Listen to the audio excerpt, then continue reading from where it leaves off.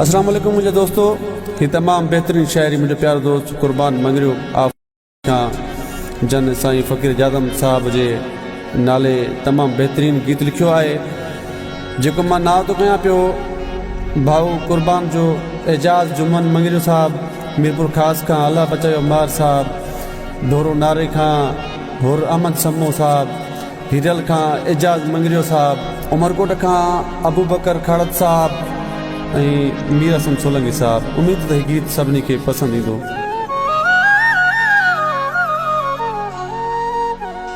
जादम साहब तोखे सारे मुंहिंजा नीण रोई पिया आहिनि। जादम साहब तोखे सारे मुंहिंजा नीण रोई पिया आहिनि। राहो तो जुनियार साईं है, राहो तो जुनियार साईं मुंहिंजा नीण रोई पिया आहिनि। जादम साहब तोखे सारे मुंहिंजा नीण रोई पिया आहिनि। जादम साहब तोखे सारे मुंहिंजा नीण रोई पिया आहिनि।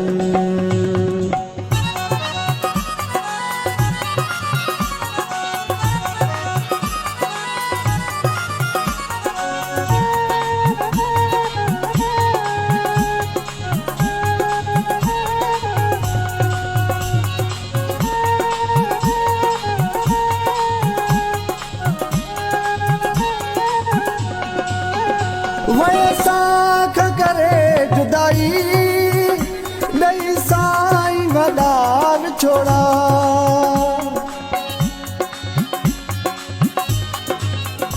वैसाख करे जुदाई नहीं साईं वदार छोड़ा। जादम साहब दई अखिन में वयो आई रुगो गोड़ा। तोले साहब जूं हारे मुंहिंजा नीण रोई पिया आहिनि। तोले साहब जूं हारे मुंहिंजा नीण रोई पिया आहिनि।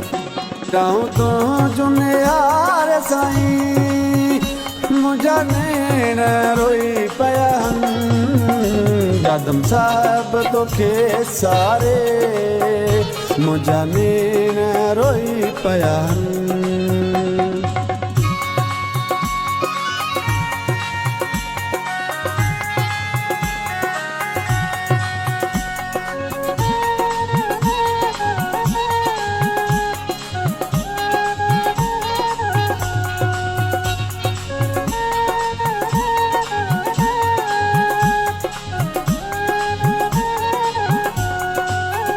हर माण्हू तोखे सारे तुंहिंजूं ॻाल्हियूं हरे हंधे आहिनि।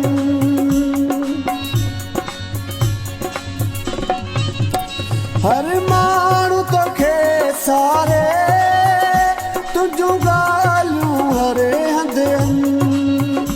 तोखे सारे पई साहब सदा सारी हीअ सिंधड़ी। तुंहिंजी जुदाई थी ॻारे मुंहिंजा नीण रोई पिया आहिनि। तुंहिंजी जुदाई थी ॻारे मुंहिंजा नीण रोई पिया आहिनि। राहूं तूं जुनियार साईं मुंहिंजा नीण रोई पिया आहिनि। जादम साहब तोखे सारे मुंहिंजा नीण रोई पिया आहिनि।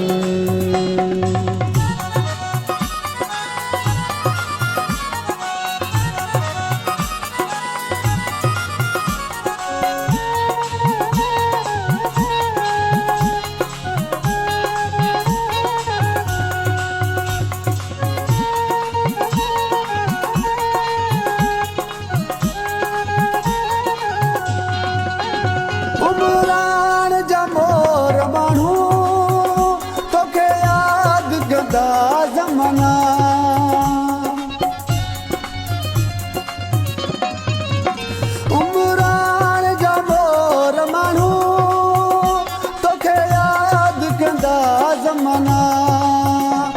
जदम साहब तो लाए सिकन प्या तू जाए पिड़े दीवाना मेरा तो खे सारे कुर्बान लेना रोई पया मंगेरा तो खे सारे कुर्बान लेना रोई पया राहू तो जुने हार साईं मुझा नैन रोई पया जदम साहब तो खे सारे मुझा नैन रोई पया जदम साहब तो खे सारे मुझा नैन रोई पया